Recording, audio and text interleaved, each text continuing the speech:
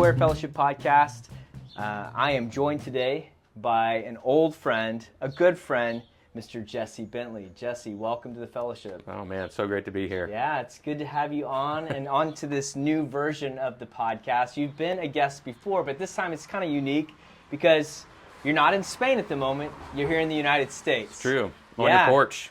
On Jake Moore's porch, on my porch. So, you know, the Everywhere podcast is all about going to different, really are everywhere. Very unique locations in the world, and my front porch happens to be one of them.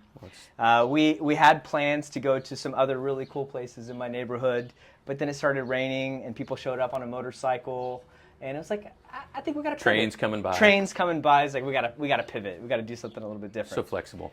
Okay, so Jesse, this is a pretty monumental year of life and ministry for you, because you've been hanging out in Spain for a while, but not just hanging out, you've been doing ministry there. How many years in are you now with CMF in Spain, man? Yeah, so on April 7th, En Vivo, our campus ministry celebrated its 20th anniversary. So this month we're celebrating 20 years. You know, we got there a little bit before that, but this is our 20 year. It's exciting. It's kind of crazy phenomenal to think that we've been there that long, but yeah, it is hard to believe. I was thinking about this before the podcast started, that we've known each other for just over that amount of time because we overlapped in seminary probably together. 22 years. Yeah, at Emmanuel Christian Seminary. Shout out. Yeah, to the emus. Woo! Fighting emus. And it's amazing to think about that we were both affiliated with CMF, on trajectories to go and serve, us to Ethiopia, you guys to Spain, and you were launching this new work for CMF, for Globalscope in Spain. Yeah, it's been a pretty amazing experience, and we signed on for 4 years. And 4 years, and now 4-year commitments turned into 20. 20 plus years later, here you are. That's actually really, really funny. Well, when you think about that, then, what was the thing that got you and your wife, Sophie? He's not just been doing it on his own. He has his amazing wife, Sophie. Amazing team members. We've had 57 staff members as part of our, along with us, so 55 us plus us. Are you serious? Over those 20 years. Wow, that's pretty amazing. That's pretty amazing too. Yeah, and the legacy of impact there, and the people that you got to pour into in life and ministry. As it's pouring here. It's pouring down rain. Yeah, pun intended. I think it'll still be able to hear us, but it's an interesting background here for us. A little bit of rain. So I was going to say, when you were like in those early stages of affiliating with CMF, and you're like, all right, Sophie, so I'm thinking about it, praying about it. What do you think about 4 years? And I'm sure the conversations were interesting. I'd love just a little glimpse back to that time. Like, what got you into Spain, CMF, Globalscope, and a commitment to 4 years that's now turned into 20? Yeah, I mean, campus ministry experience, seeing students come to faith, me and my discipleship journey, being inspired, to grow deeper with Jesus, seeing people's lives transformed, seeing Sophie's life transformed, and it was very much that desire to be a part of the Great Commission in that sense of seeing God continue to work in other students like He had worked in us, whether that was coming to faith or going deeper in discipleship and following Jesus. And so when Globalscope started and we got the opportunity, we were really felt called to start something new. Yeah. We had visited an existing ministry and some amazing people, an amazing environment, but for some reason just didn't feel like that was our place. And when we took a couple scouting trips to Spain, we just felt like, this could be where we could go. And CMF was great the entire time, like encouraging us. But then when when the rubber hit the road, they said, if it's a new field, you can't just sign on for 1 year or 2 years. Like, we need a minimum of 4-year commitment. And at the time, I guess we would have been 25, and 4 years out of 25 was already like a big percentage of your life in That's one like sense. Your college career already. It seemed like a really big commitment.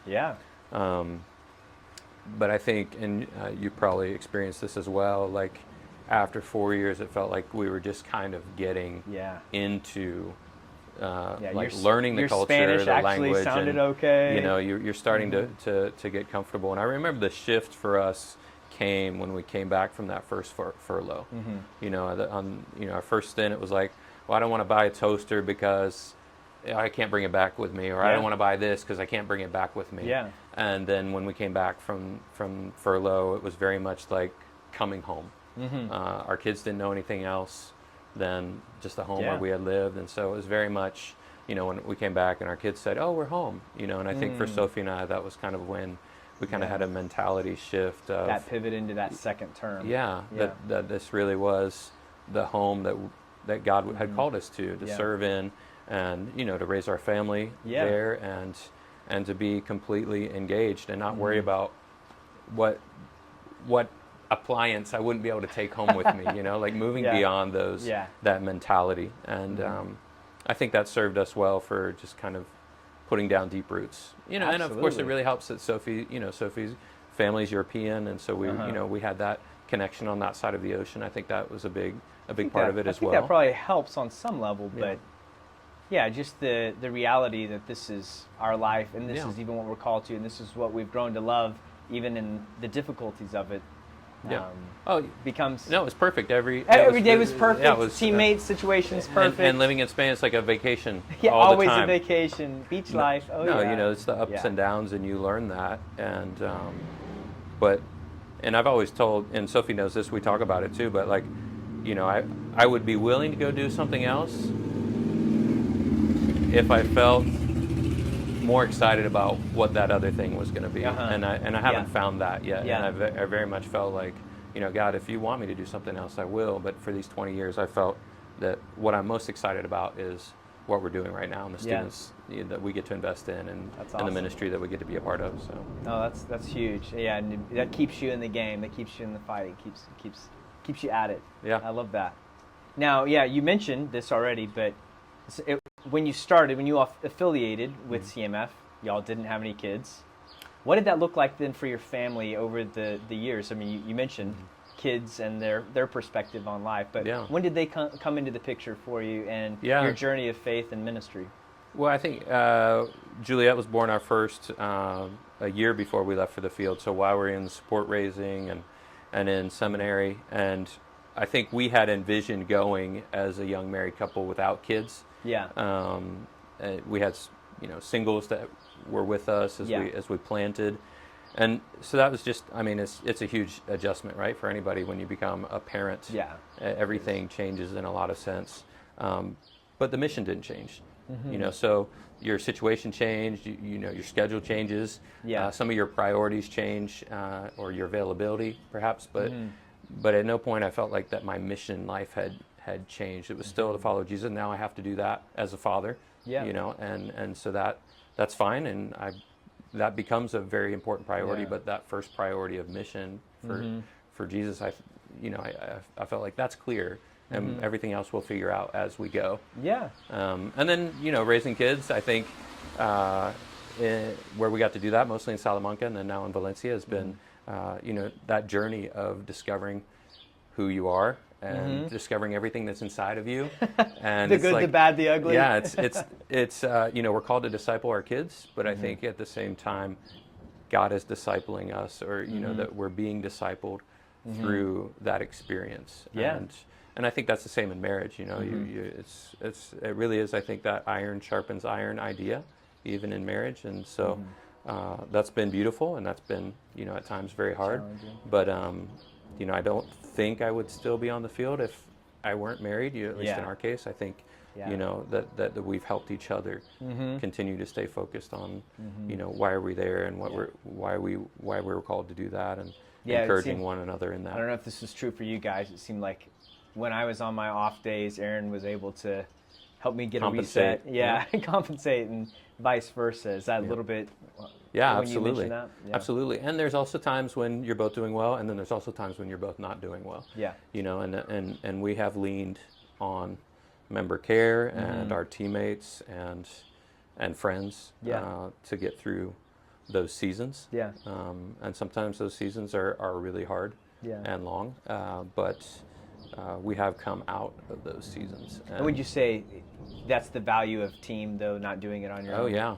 Yeah, absolutely. And I think,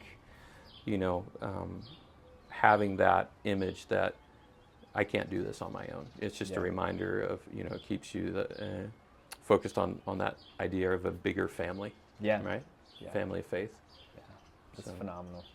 Well, so 20 years, that's pretty amazing.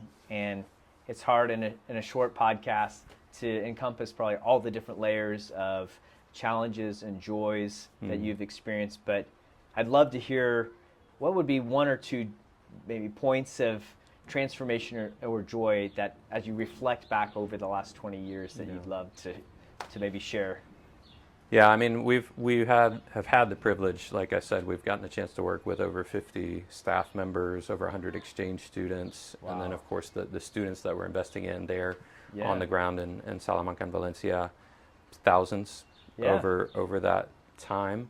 And there, I think more of a like kind of bookends in a sense. The first student retreat we organized was for our American students, exchange students who had come over. This is what year? So this would be 2005.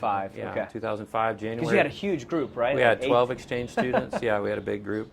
And this was kind of like we had gone through language school, some adaptation, but you just don't know what you don't know. And we actually, it was a very difficult first few months of being in a new place, trying to get established. And we took this little trip to a little church outside of town that had been planted by missionaries in the 19th century. Okay. And we were all feeling the weight of like, we have to start this ministry. We have no idea what we're doing. How are we going to meet people? We kind of speak some of the language, but you start to become aware of this, kind of have this holy innocence sometimes when you move to the field, like the beautiful ignorance. And I think maybe God, that's a gift at times. Sure. Because if you knew everything that you didn't know, you probably wouldn't go. Yeah. Right? And so, but we started to feel the weight of some of that. And, one of the phrases that we heard a lot when we were meeting people, whether it was about talking about ministry or, just trying to get a phone in our home, things like that, we would hear a lot of things. A lot of times people would say, oh, well, that's impossible. Oh, that's impossible. And so this kind of refrain, this negativity had been a part of, that negativity had been a part of what we were struggling with. Yeah. And so we went to this little church, and on the side of the wall, it's just kind of this adaptation of Matthew 19. You've got the rich young ruler who walks away, and Jesus says, how hard it is for rich men to enter the kingdom of heaven. And the disciples are like, well, then who can be saved, Who? And Jesus says, with man this is impossible, but with God, it's possible, And so on the side of this church, it was like, is there anything impossible with God? Are you serious? And for us, that was just having heard that word impossible so much, just to be reminded that with God, it's possible. Yeah. That was just a reminder of, we're not doing this out of our own strength. If this is of God, you won't be able to stop it. Type of That's thing, an amazing word and message, literally written on the wall. Literally on the wall, and that just started. encouraged us that, okay, we're going to move forward. We don't know how or how it's going to work, but we're going to trust that this is a God thing. And just like our very first retreat, that wasn't even for Spanish students. It was just, for the Americans who had joined us, and to just bookending that to this past retreat in March that we did with students, and to have this glimpse of the kingdom, right, where Sophie gets up. It's playtime. It's playtime in my neighborhood right now. The bikers are out, man. They're just hanging out.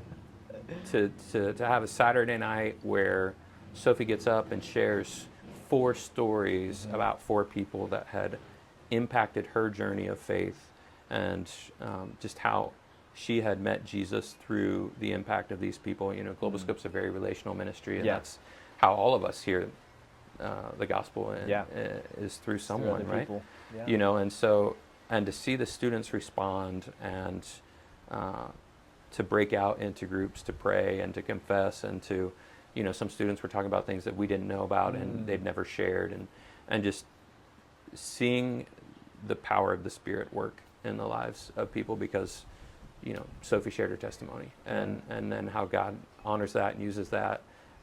To me, that's just kind of bookending. And then, of course, there's been so many moments between those. Yeah, that, absolutely. Those moments where that just remind you of like, okay, this is why we're here, you know. And some of them are baptisms, and some of them are, you know, when student shares their faith with someone for the first time, or they invite a friend for the first time, and you see kind of like a light bulb go off in somebody's head, you know, because they understand maybe grace, or they understand the parable of the prodigal son, you know, and they realize, oh wow, I'm an older brother, you know, or I'm the younger brother, and you just see them connect with Scripture and understand who Jesus is. And so, yeah, but just bookending those two moments of retreats is what comes to mind. Yeah, that's powerful. You need to use that with other people if you haven't yet. I love that bookending. Okay, the Jesse Bentley of over 20 years ago, thinking about him, what would be some words of advice for the next Jesse Bentley that's about to launch a Globalscope ministry, or a CMF Church Catalyst ministry, a marketplace location? Thinking about that Jesse, what would be one or two things that you would share with him? Thinking about that, hearing the impossible over and over and over again. What would be something you would share with Jesse? You know, there's a lot of personal growth that happens. I think we go for good reasons. Yeah. But I don't think we know just how much we're going to learn, and how hard maybe sometimes that process will be. Yeah. And so there's a question that I think came out of Pete Scazzero's book on emotionally healthy spirituality. The question he asked to ministers is, what is the motor of your ministry? You know, basically, what is that? The driver. The driver, right? And, you know, and just, it can't be your energy, or it can't even be like the quality of your leadership. You know, it has to be Jesus. And you know, he paints this picture of like, if your doing for God outstrips your being with God, then you've got the things backwards. You know, and so I think that for me has been the lesson that I've learned in the last probably 6 years, and that I have to be, you know, and invest that time. And actively work on not getting that backwards. Yeah, because it's so easy to get caught up in a spirituality of doing. And when you have things in the right order, you will do. You will move. You will be. It will be the active. driver. It will be the driver. But instead of, I remember Dr. Norris. Shout out to Emmanuel. Norris, you know, he's like, he used to say in our Christian mission class, he was like, hey, courage, God, we come. You know, in the sense that we were going to go and we were going to make the difference. And instead, you know, just trusting that God is already at work. And that he's going to be the one to be the driver of transformation. And I think, getting back to that, you don't realize how much of that transformation is going to happen in you. Absolutely. And that's beautiful, and it's hard, and it's worth it. Amen, brother. So, dude, well, I'm so grateful for you, Jesse, and to be a part of the fellowship here at CMF together. And it really is a joy to see the legacy of faith of your family and your faithfulness to the ministry in Spain, and the countless lives that have been impacted by the gospel through your faithfulness. thanks, man. Brother. Good to be here. God bless you, man.